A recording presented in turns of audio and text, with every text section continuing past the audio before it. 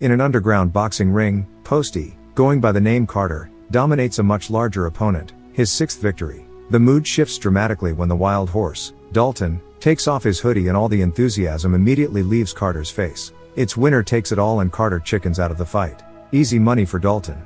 Mad from the loss of $500, a thug stabs Dalton.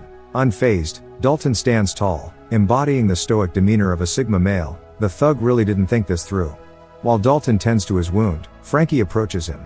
She recognizes him and shares that she owns a roadhouse plagued nightly by thugs, with the cops being no help. Frankie proposes to hire Dalton as a bouncer, offering $5,000 weekly. Despite the offer, Dalton shows no interest. However, Frankie leaves her number, should he reconsider. Dalton has no phone, no home and his car is a mess. He is fed up with his life and decides this train crossing is a good place to end it.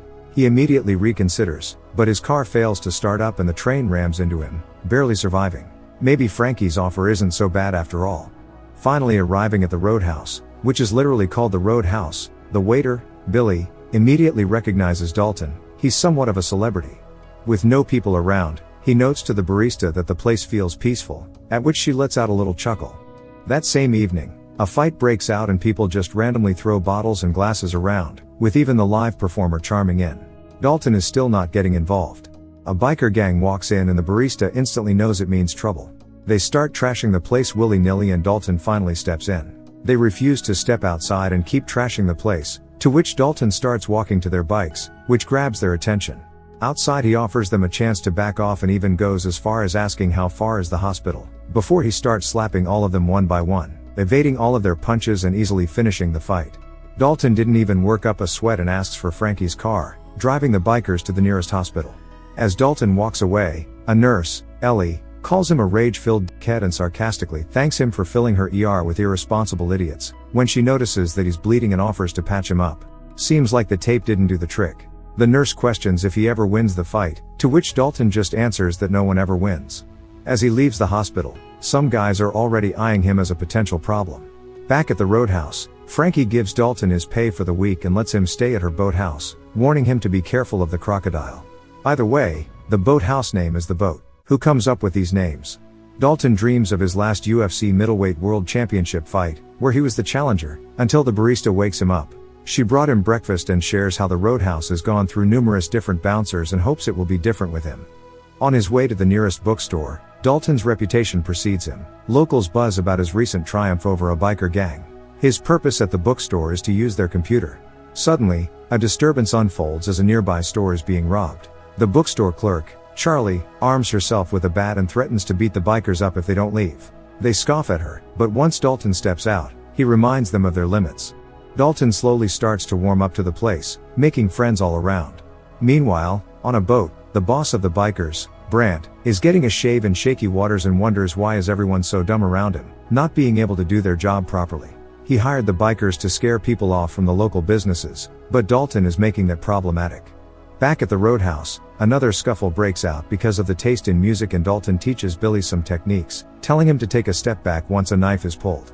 Billy breaks the fight and does just as Dalton instructed, but he steps in himself for the second round, letting Billy handle the rest. Over the next few days, Dalton starts giving Billy some tips. He's a natural. Dalton had noticed one of the workers, Reef, has scars on his knuckles, figuring he's a boxer and he takes him on as Billy's partner, to help maintain the Roadhouse in order. Less work for Dalton. Helping a drunk guy find his way out safely, Dalton notices the biker gang outside, promising they will be back. Dalton keeps having nightmares about his UFC career. He wasn't afraid to throw punches or call someone out. A stark contrast to how he is now. Another morning in the Roadhouse, where Dalton meets Ellie, again. He wonders why the people are so aggressive around here.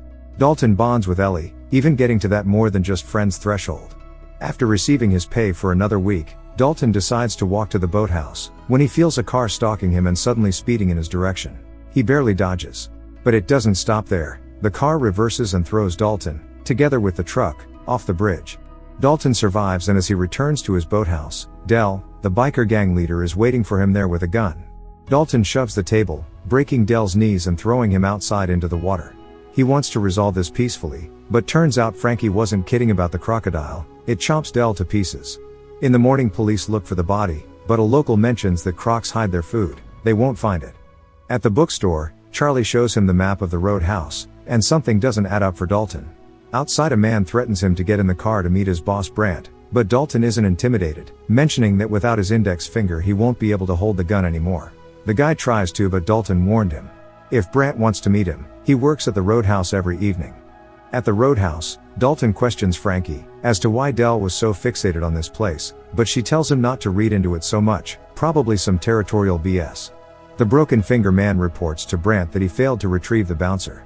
Brant's dreams are slowly crumbling because of a single bouncer, when suddenly his dad calls him from prison, but before Brant speaks to him, he throws the phone out and tells the broken finger to get it back. Meanwhile, Gregor McConnor, after a fun night out, also gets a call from Brant's father, asking Knox to fix his son's mistakes. He's ready to leave right away. Ellie surprises Dalton with her ex-boyfriend's boat and takes him on a ride in the middle of the sea, her favorite picnic spot. When Dalton mentions getting in trouble with some guy named Brant, Ellie reveals he comes from some rich family, and owns a significant portion of the local land. Ellie inquires more about Dalton's personal life and that makes him hesitant, mentioning that she doesn't want to know him. But she already knows what happened in his past and is okay with it. The reserved Dalton finally lets his little Billy out. Meanwhile, Knox is finally in town. Parking his Fivavi and knocking over some bikes at Brant's house, he tells them there's not enough sandwiches for him. As Brant returns, Knox gives him a good slap from his father, quickly asserting that he's the owner of the place now and will fix his mistakes and the bouncer problem. Brant somehow manages to persuade Knox to give him another chance to deal with Dalton. When Ellie brings Dalton back to his place, officers are waiting to take him for further questioning regarding his involvement in the incident with Del the other night. At the so-called station, the sheriff warns Dalton to leave the town, otherwise they will have a problem. Dalton's witty responses irritate the sheriff and they pull him out of the car, beat him up and hold at gunpoint, when Ellie suddenly arrives and slaps her old man. She gives Dalton a lift back and reveals that her father and Brant's old man were good friends, but after he went to prison, the sheriff started to work for Brant. While all of this is happening, Brant is on his way to cause some damage to the bookstore. After Dalton returns for his night shift at the Roadhouse, Brant finally pays him a visit. He knows Dalton can't be threatened or bought. He also knows about his past, found it on YouTube, Dalton's last fight where he killed his opponent in a UFC cage. Their situation is similar now, he's won the fight, but he just can't back down. Dalton smirks, but that clearly hit a nerve. Brant finally lets Knox loose. The whole biker gang is here. Knox walks in, declares that this place is his now and starts smashing things. He finds a babe and steals her right under her man's nose. Billy and Reef notice his unusual behavior and once he starts terrorizing the live group, they try to stop him, but he knocks Billy out and while being held by 3 men, he knocks out Reef also. With 2 of the bouncers knocked out, this starts a full-blown bar fight. Dalton just wanted to enjoy his coffee. Knox menacingly chants for Dalton, revealing he came here just for him. Knox starts with a little tip for Dalton: never let anyone get this close. The two start to go at it, with Knox having a slight advantage, not only in muscle, but manpower as well. He becomes a punching bag for Knox until his 2 boys intervene. Knox forces him outside and beaten up Dalton silently stands up, and starts walking away as Ellie and the police arrive. The bar unfortunately is completely trashed. Dalton packs his bags at the boathouse and Frankie finally comes clean. Brant wants to build a resort and she's the last holdout that doesn't let him have his way, but he doesn't see how it's his problem. He admits he's afraid, more than she could ever understand. Brant is notified that Dalton is still alive, as he silently stares at his resort plan. As Dalton is walking towards the bus stop, he sees Charlie's bookstore burned down and the firefighters tell him that an ambulance took Charlie and her father to the hospital. Charlie was the person that greeted him to this town, so he decides he can't leave it like that. Dalton walks to Brant's place and lets one of his men know that was a line they shouldn't have crossed before breaking his hyoid bone in his throat. He won't be able to breathe anymore. Dalton reveals what he's afraid of, what will happen when somebody pushes him too far. As one of the bikers sees Dalton stuffing the guy in the truck, he quickly comes clean where and when Brant will be having a meeting, with a lot of cash involved. Dalton sniffs out one of the corrupt cops, knocking him out. The case is full of money, enough for a whole lifetime. He frames the cop for the murder and knocks him out again. Then through a payphone, he calls the police and the news to the spot. Ellie's dad arrives to talk to Dalton just as he's finishing duct taping the explosives, saying Brant took Ellie and promises to kill her unless Dalton returns the money. It all seems a bit too sketchy to Dalton, but agrees to meet up with the money in case the threat is real. Dalton takes the boat right under Ellie's ex-boyfriend's nose, who is a cop by the way. Knox makes a powerful entrance back to Brant's estate, but no one is there. Arriving at Brant's boat, the sheriff is comfortably sitting there for having his daughter kidnapped, which the sheriff reveals as an obvious lie, until Brant admits that he actually did take her. Brant just wants his money, He's sick and tired of Dalton always being in his way. Suddenly the psycho Knox is on the horizon and Dalton takes this chance to blow up his explosives. Using this as a distraction, Dalton looks for Ellie. He finds her locked in a room, just as the window bursts open from the pressure. The pair swims out and Dalton engages in water combat. Ellie manages to get it in one of the boats, but Brandt is already there, taking her hostage and is on his way to the Roadhouse to destroy it himself, while Knox is having fun with Dalton. Somehow Dalton manages to get on the boat and as Knox is about to strike, he swirls the boat, knocking him off. Brandt swirls his boat around, aiming for a straight collision with Dalton, who miraculously lands on Brandt's boat. As Ellie and Brandt struggle, Dalton charms in and knocks Brandt down.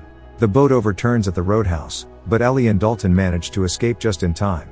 Unfortunately, Brandt survived and Dalton is ready to finish it once and for all. Brandt's attempt to get him with a fishing spear fails, his only lifeline is gone. As Dalton knocks him out, the persistent Knox arrives. They go for round 2, this time it's a fair fight so no excuses. Dalton is holding his own, but Knox is always landing a punch or two extra. Honestly, if you want to see the whole fight, you have to watch it on your own. Dalton had Knox in a headlock. Suddenly Knox manages to stab him in the gut and as he's prepared to nail in the second one, Brandt yells for Knox to kill him. But it annoys Knox, so he disposes of Brandt. This gives Dalton enough time to regain his composure and he begins to penetrate Knox with the wooden sticks, finally finishing him off. The sheriff walks in and tells Dalton he got him covered, but he has to go. At least Frankie has a positive outlook on things, it's fixable.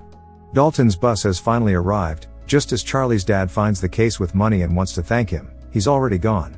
The Roadhouse is going to be fine now. The end. Thank you for watching. Subscribe for more videos like this.